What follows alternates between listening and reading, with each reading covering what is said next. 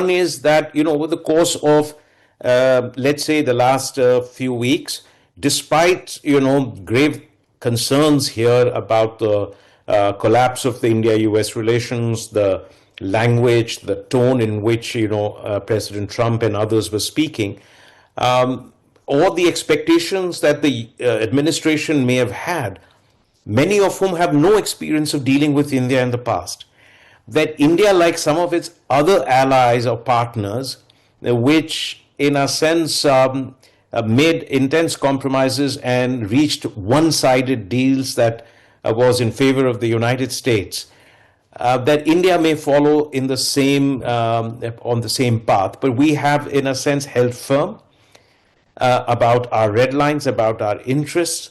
But at the same time, we've not been confrontational. We have not tried to use any assertive or acerbic language with the US. We've always indicated our willingness to negotiate. So I think there is a realization dawning in this government also, and it is a new government with a new set of people, that India is a partner, but not an ally that it can order around.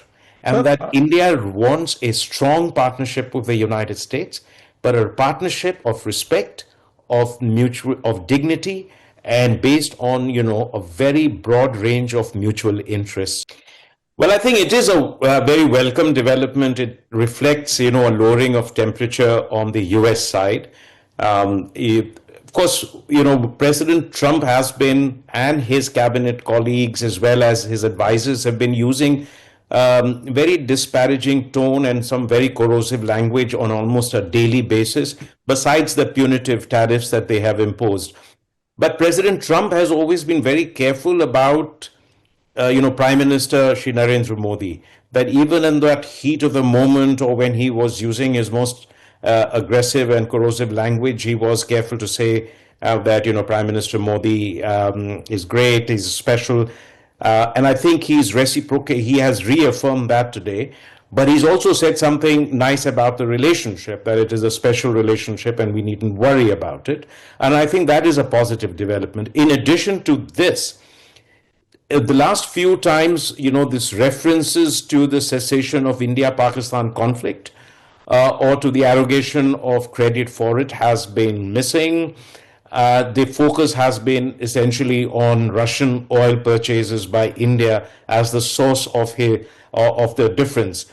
So I think there has been a gradual softening of the tone. Today we've seen something that was positive. And I think this is, we must still be cautiously optimistic about it, because this is a first step. President Trump is often prone to changing his views, and that also on social media. Pretty frequently, he can, swing wildly from appreciation to criticism. You've seen that in the case of Russia. You've seen that in Ukraine, even some of his closest allies, Europe, for example. So I think that is something we need to bear in mind. This is a step forward. Second, we still have to recognize that, there is tariffs in place even as we speak. And that needs to be factored into this, because the real test will come when we deal with this very strong issue. Remember, on our side, on the Indian side, throughout this very difficult period, we have been factual and restrained in our comments. We have been always indicated openness, flexibility, and willingness for negotiations to address the issues, while being consistent, transparent, and principled about our red lines, whether it pertains to our trade issues or whether it is about our sovereign choices with regard to the relationships that we have with other countries. So I think we have maintained that position, and the Prime Minister has, rightly reciprocated what President Trump has said, and has done that also, remember, in a very restrained but a positive manner. It is indicative of the fact that there is no quarrel on our side. That is really for the United States to resolve this. And some of this is not just the result of as people assume.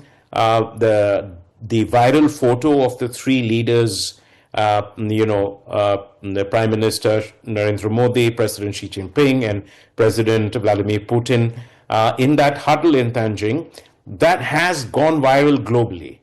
And in the United States, which is used to seeing the world in either you are with us or against us, that is always these neat binaries, I think it did raise a lot of concern across the media, across the political establishment in the U.S. Congress and among the experts about the fact that U.S. might be losing India, and that the relationship that has been so strenuously built over the past 25 years may be collapsing. That's one part of it. But I think there is also a recognition in the United States that India and this administration, that India is not the country and this government is not going to compromise on its core interests under relentless US pressure, or that it is going to in some way bend or submit to the US demands in a way that compromises our core national interests.